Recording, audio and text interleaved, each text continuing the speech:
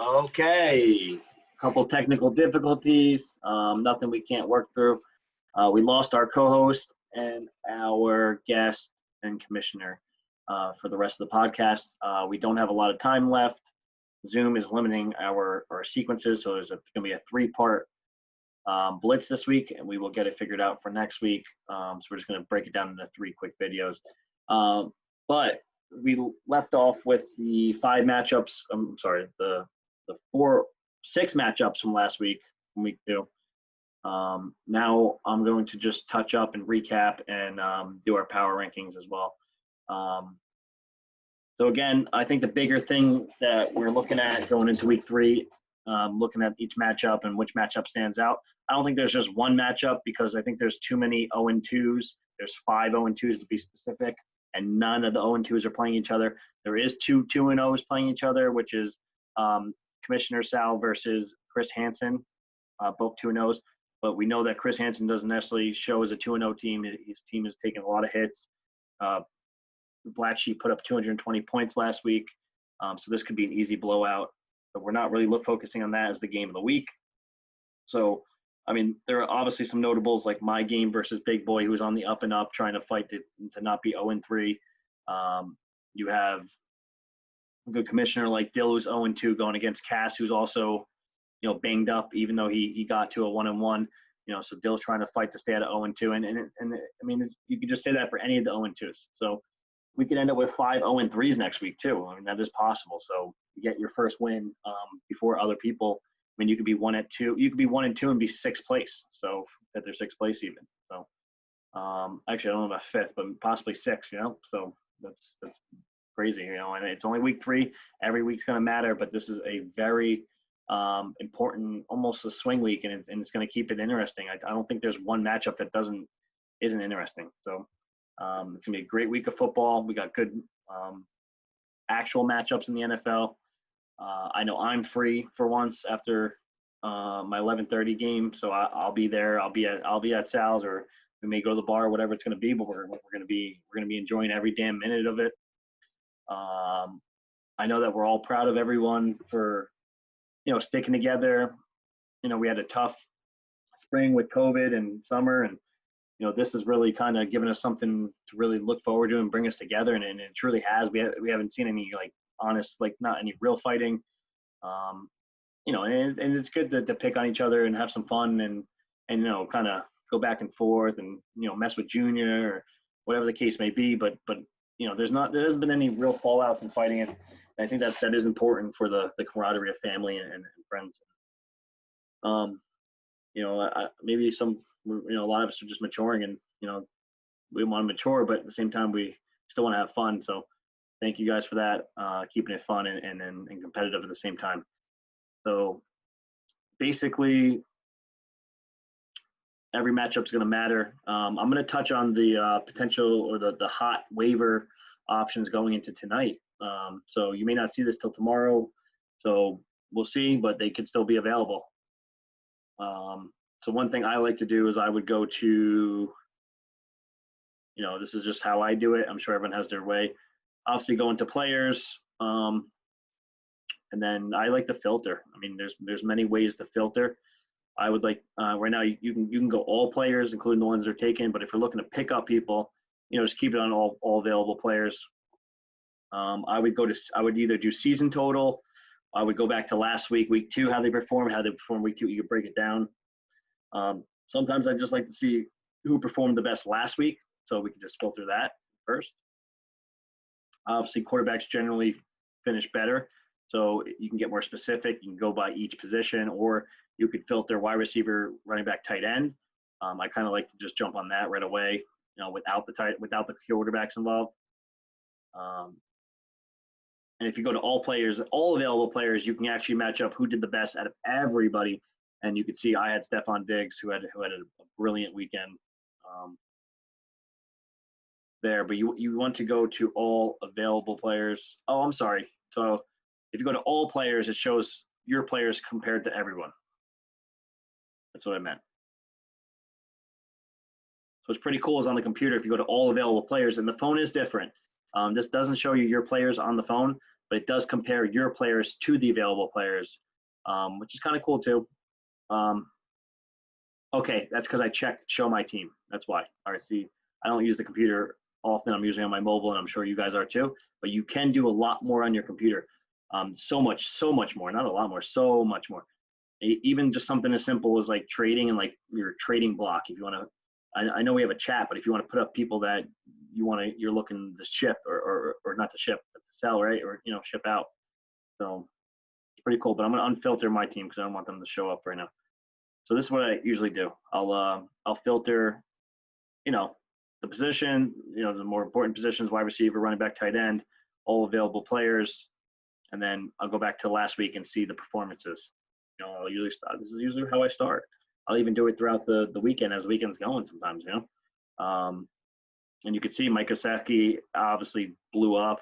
Jordan Reeds did his best Kittle impression and completely took over that tight end spot. Didn't miss a beat. Got 2 touchdowns, I believe. So 8 targets, 7 receptions, 50 yards, and 2 touchdowns. Mike Gesicki, absolute monster. He has this capability. He needs to find consistency in a tough offense, but it's possible.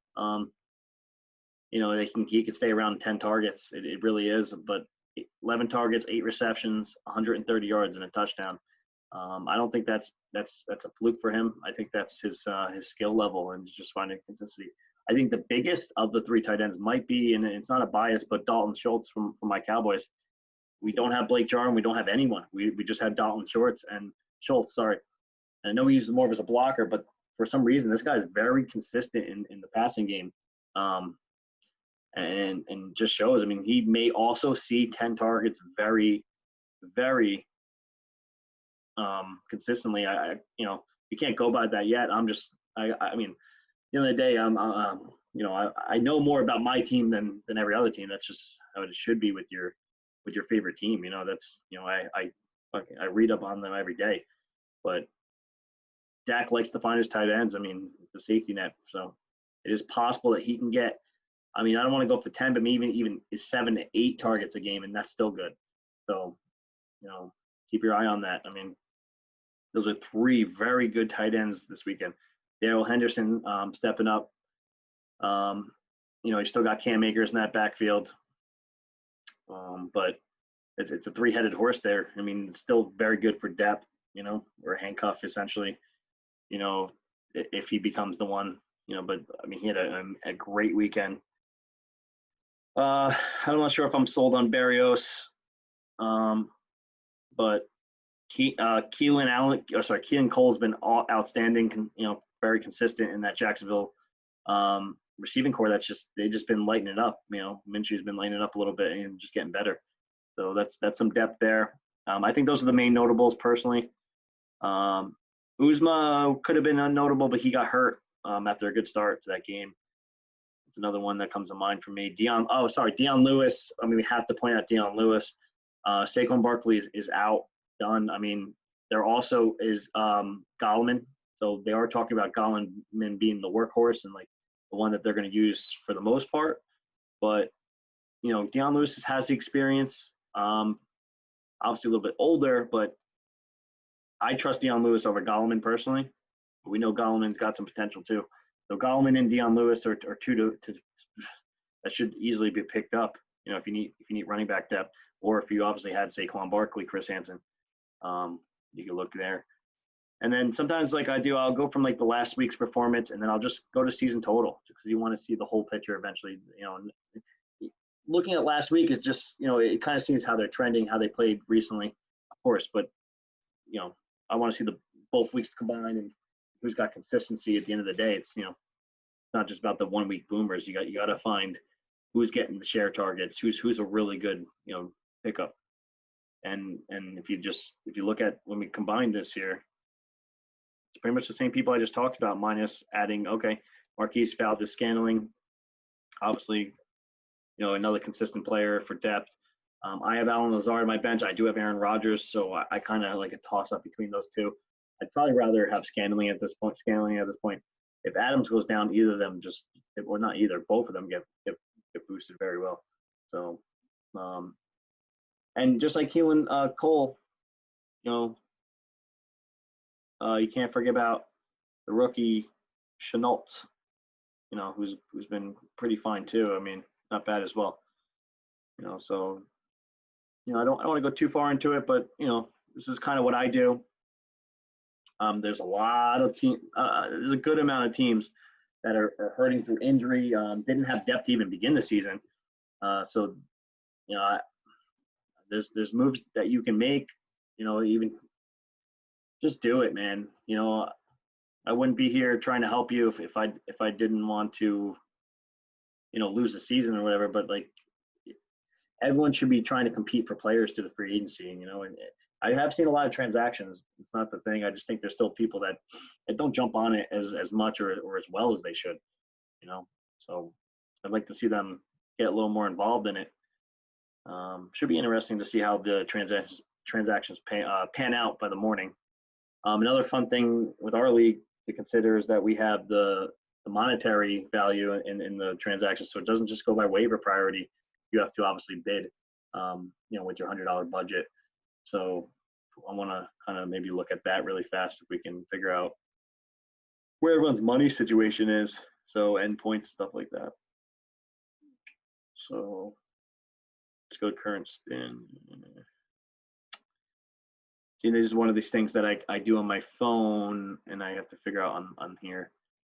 But there's a way to see everybody's budget and how much money they have left.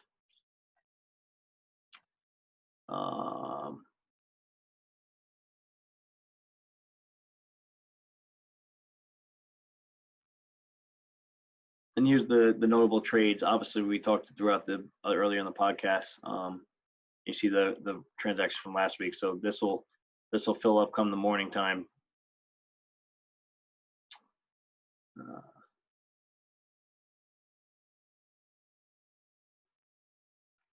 Yeah, I really just wanted to see, who has what value left, like how much money they have left in their free agency money. But if you're on your phone, I know it's easier to find. I think it's when you go to the main page, you can like look over and see everyone's points for it. And it also shows the budget. I'm not sure why I'm not seeing it here. I could just be missing it. Should be like somewhere here, right? Power rank. Oh, it has boys, it has a power rankings for us. That's pretty cool. It actually gives us its own power rankings, which is funny. Current playoff situation, stuff of that. Rankings even. Oh, that's like the your manager level and all that good stuff. So, you can even see your history here. It's pretty cool. Obviously some of us have changed names, so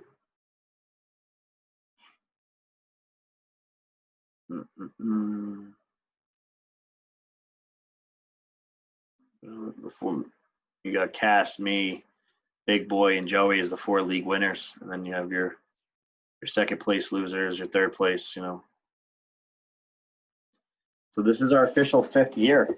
It's crazy that it's been 5 years and just gets better every year. It's fun, man. I love this. I love this league. I mean, I basically dropped out of every other league.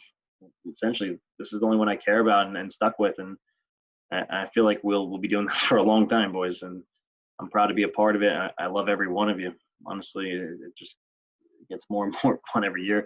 The barbecue that was absolutely spectacular. The fireworks show was phenomenal. Credit to the cousin Vito. I mean, I know he's not in the league, but him and with Luke Adduchio's help, thank God they didn't blow Luke's head off or hand off. But that just alone, the fireworks show was well done, beautiful. Obviously didn't blow up anyone's face this time.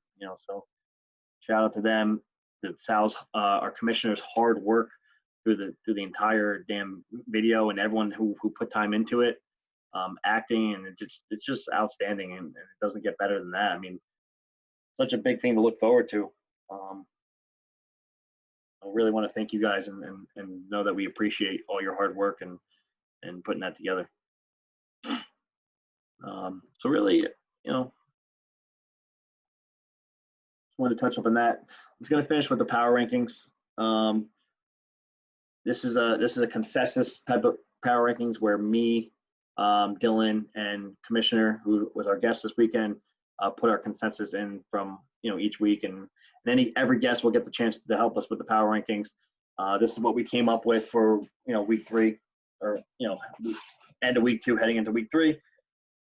Starting from bottom to top, like we always do. We got number 12, Adon. 11, we had Tooch and Danny as of right now. 10 is Big Boy. 9 is Chris. Even though you're 2-0, we get it. We have you at 9 right now. Dylan is 8. Luke Liguori is 7. Junior is 6th. High for my liking, but Junior 6th. I'm 5th. Cass is at 4th, even though he's 1-1, and he is taking some injury hits. Joey's at 3. Luke Adduchio drops to the 2nd spot. Not a big deal. I mean, he's been our number 1 since draft, but he does fall to the 2 spot because of our commissioner Sal, who had a phenomenal 220-point week, 220.18 week. Doesn't get better than that. Might be a league record or close to it. So he takes the 1 spot as right now. That's what it is. It'll be in the description if you wanna see it again. Obviously, the power rankings are going to dramatically change. I don't want to say dramatically, but they're going to change every week. Can't be dramatic when there's only 12 teams, but it'll start to solidify itself probably around mid-season. 7, 8, mid-season as far as fantasy goes. If we go 13 weeks, around week 7, you'll honestly see a little more consistency with that. But again, I think these are very important weeks, 3, 4, 5. It's going to make or break. Kind of really just draw up how we're going to go into the end of this. How we're going to draw up the playoff. Way the playoffs are going to look. Also, who's going to be pretty much just breaking apart, trying to get a bye. Well, whether as of right now, will it be will Luke Adduchio and Commissioner Sal just run away with it? It's very possible.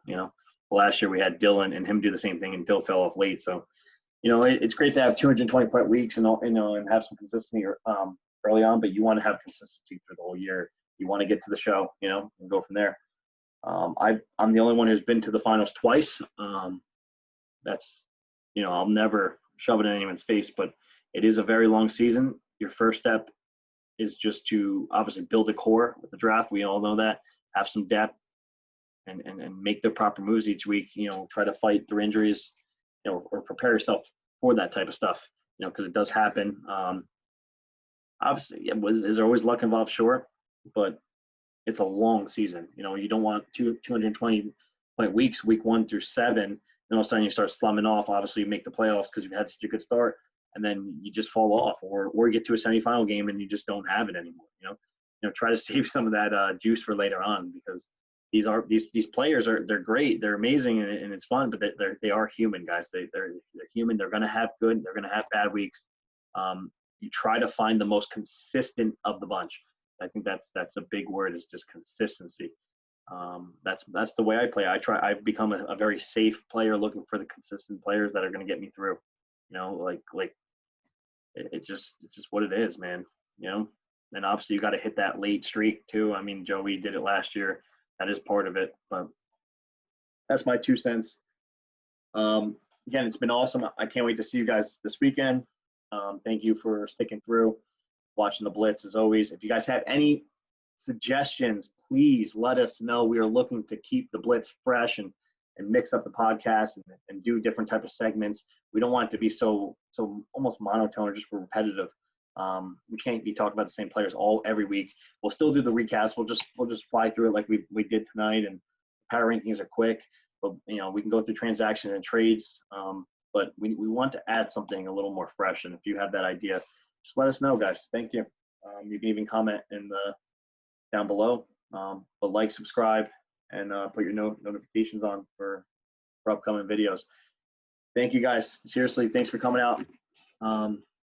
Good luck this weekend, and I love you all.